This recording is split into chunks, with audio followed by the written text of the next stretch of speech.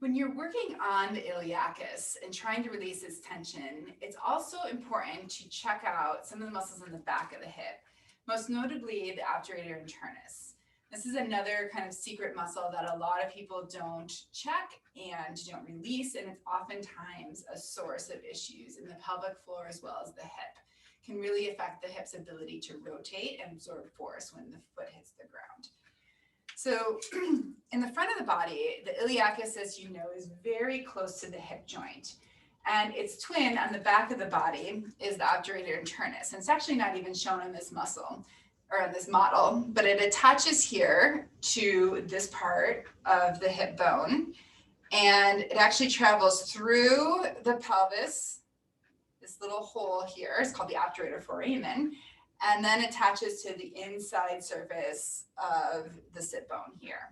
So this flat surface.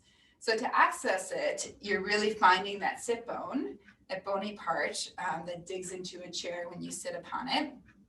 And then you're going right inside that, and you're putting your pressure kind of in inward or towards the bone, towards the inside surface of the pelvic bowl here in this direction. Kind of like this. So if you're working on releasing a friend, you could locate that sit bone by first placing your hand on the tailbone and then finding where that bony part is that sticks out here, and then moving your finger just inside of that bone. So the bone is sticking out here and moving my finger just inside that.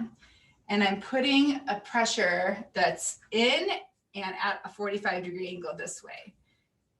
So kind of in this direction.